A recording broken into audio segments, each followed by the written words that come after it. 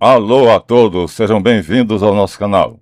Vamos gravar mais um vídeo surpreendente, porque há um costume que é indígena, tribal, e esse costume se chama antropofagia. Portanto, o nosso vídeo vai tratar desse assunto, um ritual antropofágico. E vocês vão perceber que há uma relação direta entre a cerimônia católica da transubstanciação, onde o sacerdote faz uma prece, e os indígenas faziam a mesma coisa. Só que os indígenas de fato, é, é, tiravam a vida da vítima, e o sacerdote apenas consagra. Mas nós acreditamos que é verdade. Então, se me honrar até o fim, não pulem, vejam o vídeo, é importante, e compartilhem, vejam até o final, e, por favor, deem seu like e comentem. Então, vamos fazer, então, agora, mostrar para vocês o que é o ritual antropofágico. Um ritual antropofágico. Abram os olhos da imaginação.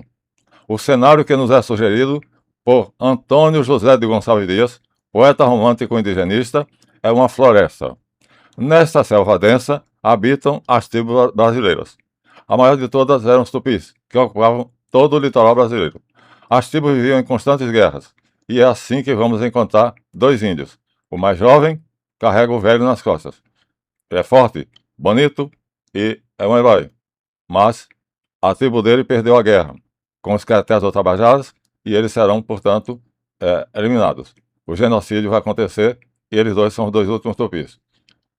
Ele conseguiu escapar da extinção do seu povo. A luta com a tribo rival, provavelmente os tabajaras ou os caetés, faz com que toda a tribo tupi, ou seja, os últimos tupis, sejam extintos. E agora ele leva o pai nas costas, com a esperança de encontrar um lugar onde vivam em paz, ambos solitários, ou encontrem uma tribo que tenha, vamos dizer assim, uma afinidade com eles, que considere as marcas de luta, as cicatrizes, mostrando a valentia dele, e assim os aceite entre os guerreiros. Assim, ele seria adotado por outra tribo. Isso era possível. Era esse o costume tribal. Mas, repentinamente, o guerreiro tupi, valente, belo, está amarrado a uma estaca e, repentinamente, escorre dos seus olhos muitas lágrimas. Ele chora. Aqui nós temos agora uma figura com o nome antropofagia, onde tem um índio com a maçarana, que é exatamente uma clava, que vai bater na cabeça da vítima e vai esbagaçar. Mas acontece que, quando o índio, o tupi, corajoso, heróico, valente, chora, o pai e o chefe indígena ficam surpresos, porque supunham que ele era valente. De repente ele mostra a covardia, chorando. E o pai diz: tu choraste em presença da morte? Em presença da morte choraste? Não descende o cobarde do forte. Se choraste, meu filho não és. Assim diz o velho. Ou seja, rejeita o filho. Não é filho. Um covarde não descende de um valente. O Morubixaba ordena que desamarrem a futura vítima. Não serve. Um covarde não pode ser comido, porque a carne dele vai tornar os indígenas covardes. Porque a gente come aquilo que será amanhã nosso nutriente. Pois somos o que comemos. Isso é fisiológico. Nós somos o que comemos. Hoje, meu corpo está processando os nutrientes que eu comi ontem. E amanhã está processando os nutrientes que eu comi hoje. Então, isso é fisiológico. E é um fato, portanto, comum. Todo dia acontece. Comer algo bom e nutritivo fortalece quem ingeriu o alimento. Mas comer algo que tenha substâncias tóxicas nos enfraquece e adoece. O cacique e o velho tupi impedem o sacrifício. Ou seja, o Morubixaba e o velho pai, então, mandam desamarrar o tupi porque ele chorou. Chorou com medo da morte? Não. Porque repentinamente, depois que ele é solto, ele pega a clava, pega a maçarana e sai batendo em todos os índios, 4, 6, 10, ou seja, os indígenas que estão perto dele são destruídos pela força de uma barreira viva que os indígenas, então, veem um rochedo que impede que cheguem até ele, mas finalmente prendem-no. E quando prendem, antes de fazer o sacrifício, portanto, antes de esmagar o seu crânio, o guerreiro ataca e mata os 4 que estão tomando conta dele, o que está com a maçarana, e assim ele se acerca de todos que estão perto dele. E assim como eu disse, né, é uma barreira que ele cria, diante da qual, então, os rochedos vão se quebrando. Ou seja, os índios que estão ao redor dele, todos vão morrer, porque ele vai atacar mais de 10 índios.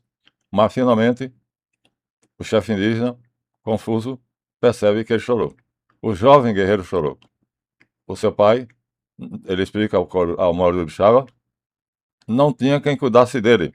Portanto, o choro não era medo da morte, mas era o lamento e, assim, o amor pelo pai, que não tinha mais força para pescar, para caçar, e nesse caso, então, vai morrer de fome.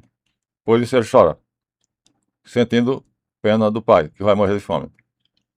Ele diz, então, ao cacique e ao pai, que o motivo do choro dele não é o medo da morte, mas é exatamente a certeza de que o pai dele vai morrer de fome, de sede, porque não tem mais forças para caçar ou para pescar.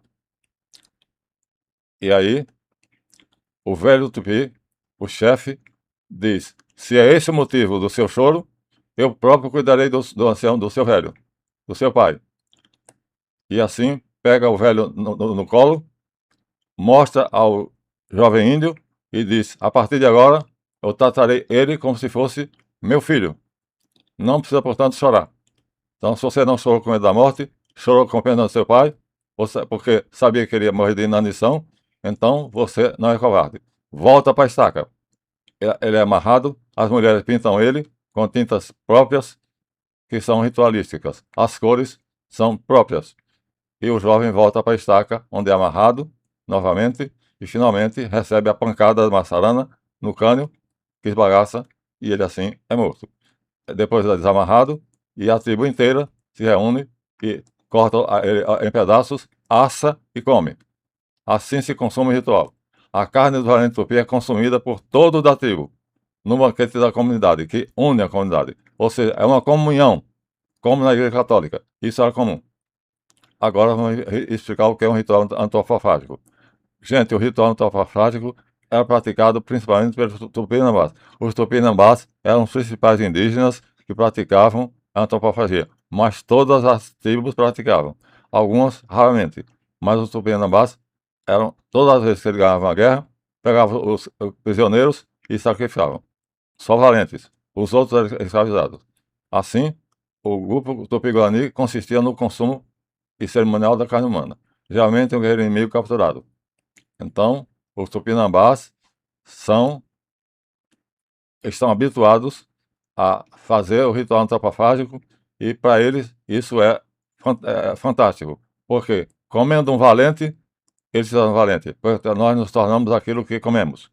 Assim, comendo um valente, a valentia, a coragem, o heroísmo do sacrificado, da vítima, passa para a tribo, que está assim, comendo a vítima, os pedaços dela foram assados e também está unindo a comunidade. Portanto, não é um ato de fome, canibalismo por fome, mas é a absorção da bravura inimiga. É o fortalecimento da identidade social do grupo. O grupo se identifica e se torna um só, unificado como na Igreja Católica, quando a comunidade, quando a Assembleia toda, na comunhão, na chamada comunhão, então se unifica chamando-se o corpo místico de Cristo.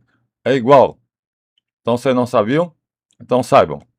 A cerimônia católica da transubstanciação, na verdade, vem de um costume indígena muito antigo, no começo do Brasil. Portanto, nós temos Hans Staden, que quase que é sacrificado, mas consegue se salvar.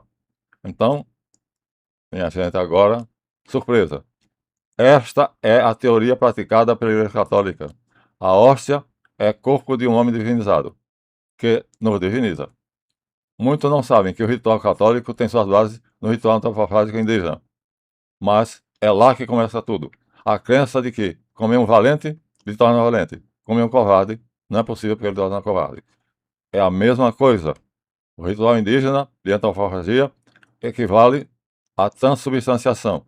O ritual católico de transformação do vinho em sangue, da hóstia em carne, Jesus Cristo. Alguns cristãos acham que é apenas símbolo, mas outros acham que é a presença real. O próprio Jesus nos diz que dará sua carne e seu sangue na quinta-feira da paixão, que segundo o calendário é sênio, porque o calendário do templo é no sábado, mas ele segue o calendário sênio que é na quinta-feira. E como nós nos tornamos o que comemos, a cerimônia antropofágica é dito pelo próprio físico, que ele está ali, segundo alguns creem, em corpo, alma e divindade. Ele diz: aquele que quer comer da minha carne e beber do meu sangue tem a vida eterna. Então, é uma declaração de antropofagia, mas, na verdade, é um cálice com vinho e uma hóstia de farinha de trigo. Portanto, as espécies continuam sendo o que nós vemos, não mudam, mas a substância interior, invisível, lá no fundo, acontece. Há uma transubstanciação. A substância é transformada em Javé. Javé transforma, Javé modifica, Javé transmuta. E, portanto, os sentidos veem ao cálice e à hóstia. Mas a fé completa isso vendo no cálice, em vez do vinho, o sangue. E na hóstia, em vez do pedaço do círculo de farinha de trigo, sem a substância que é proibida, não se pode colocar nenhuma substância a não ser o trigo puro. Então, não é possível colocar nada que não seja somente o trigo puro. Assim, minha gente, o próprio Cristo diz claramente: eu sou o pão descido do céu. Aquele que comer desse pão tem a vida, porque o Pai me deu a vida. Assim como o Pai vive, me deu ter a vida. Eu a darei e a tomarei de volta. E aquele que comer minha carne e beber meu sangue, viverá eternamente. É o que se diz, e aqui cabe, portanto, cabe a cerimônia, que é o quadro que está no mosteiro, no mosteiro de freiras, né? Santa Maria Maior, é um mural, está na parede, e várias vezes já foi consertado, porque Leonardo usou tintas que ele experimentava, e essas tintas, com o tempo, gastavam-se. Então foi recuperado, foi refeito, e agora está aqui a Santa Ceia, tal como foi feito na Renascença. Mas é o célebre quadro do convento de Santa Maria Maior, na parede, portanto é um mural, onde nós vemos a ceia de Jesus Cristo. Jesus no centro e os 12 apóstolos do lado. Agora, minha gente, Eucaristia. Eu, o Eve, quer dizer bom. E caris é graça. Então, é uma ação de graça. É dar graças a Deus pela sua bondade. Portanto, porque Deus nos transforma, nos modifica, Javé nos dá a qualidade que é uma transformação, é uma transmutação, como no ritual da alquimia. Portanto, é alquimia pura. Então, a Eucaristia é instituída por próprio Jesus na Quinta-feira Santa, 14 de Nisan. É o memorial vivo do seu sacrifício, morte e ressurreição, sendo o centro da vida cristã.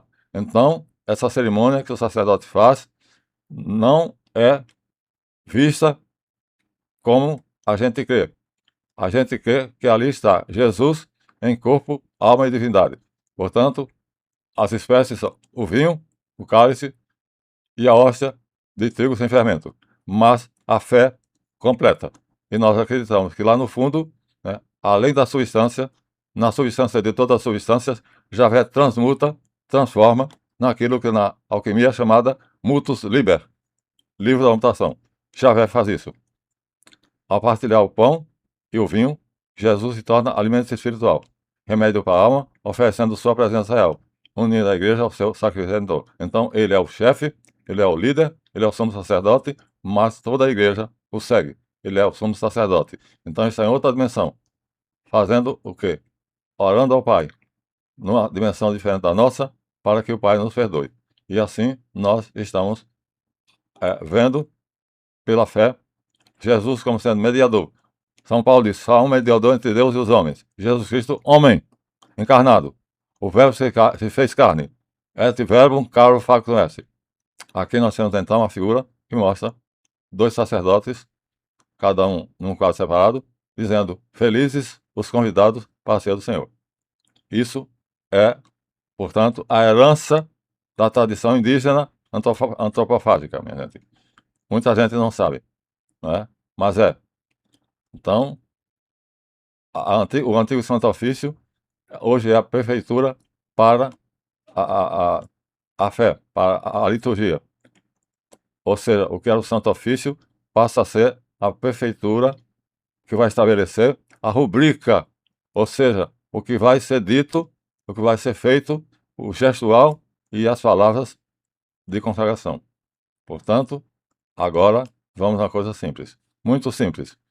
Quando você senta de manhã para tomar café, ou de meio-dia para almoçar, ou de noite para jantar, na sua mesa doméstica, antes de consumir a comida, um membro da família, geralmente o pai ou o filho mais velho, faz a bênção ou consagração do que está consumido. Está realizando em um ritual simples, talvez até ingênuo, o ritual tribal. Ou seja, o que estava lá entre os índios é repetido, só que simbolicamente. Ou então, verdade, mas está em uma dimensão que nós não conseguimos ver, porque é a substância da substância. É o interior da substância. Portanto, é a transmutação. Mutus liber, o livro das mutações. Javé transmuta aquilo ali. Mas nós não vemos, porque está no centro de todas as substâncias, e é invisível. Então, só os sentidos veem o vinho e a hóstia, mas a fé considera que aí nós temos o sangue e o corpo de Jesus Cristo. Ele próprio diz.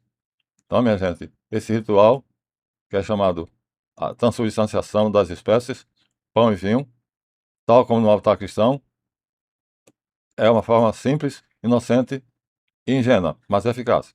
E nós dizemos: abençoai, Senhor, a mesa deste lar, e na mesa do céu guardai nosso lugar. Dito com fé, tem a mesma eficácia do que está prescrito pelo ritual romano, na rubrica da consagração das espécies. Você sabia? Pois é, a oferenda do Justabel, o holocausto de Abraão e a oblação de Melquisedeque estão sendo repetidos aqui, numa semana simples, muito inocente e ingênua. Tanto faz. Portanto, Melquisedeque, Abel e Abraão e o sacerdote católico, e tudo vem da tradição indígena da antropofagia. Então, meus amigos, assim, quando eu digo: abençoai, Senhor, a mesa desse lar, e na mesa do céu guardai nosso lugar, eu estou fazendo a bênção e transformando a mesma coisa que o sacerdote faz. O mesmo que Melquisedeque, Abraão e Abel.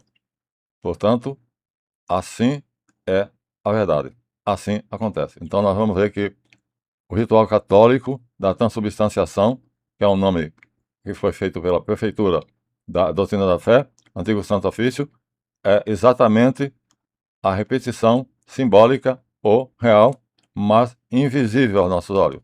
Ou seja, nós vemos as espécies, mas no centro de tudo isso, no momento em que nós, com a fé, os sentidos completam, venha a fé por complemento, o sentido completar, nós vamos perceber que Javé transmuta, modifica, transforma, então, o vinho em sangue e a hóstia em corpo de Jesus Cristo. Isso é simbólico por alguns cristãos, se considera um símbolo, e por outros é considerado presença real, portanto verdadeiro, depende da fé. Então, eu sou cristão esotérico, acredito que Jesus está ali no sacerdote católico, na consagração em corpo, alma e divindade. Portanto, se você me honrar até aqui, deem o seu like, compartilhem e, por favor, entendam que o que nós fazemos na mesa de nosso jantar, de nosso almoço, de nosso café da manhã, é o mesmo que o Melquisedeque fazia na oração diante de Abraão, no Gênesis 14, ou Abel, quando ofereceu a Deus um sacrifício, um carneiro, ou Abraão, Melquisedeque e Abel. São os três grandes nomes citados pela Bíblia. Portanto, é a mesma coisa que vai acontecer com os indígenas. Mas aí já estamos na Bíblia. e os indígenas não conhecem a Bíblia. Mas o cerimonial é fundamentalmente igual. É antropofagia. A questão é, qual é o ritual? Como é o ritual? Cada cultura tem a sua maneira. Cada cultura tem o seu modo de fazer. O gestual e a consagração, a bênção. Portanto, assim é, assim foi e assim será.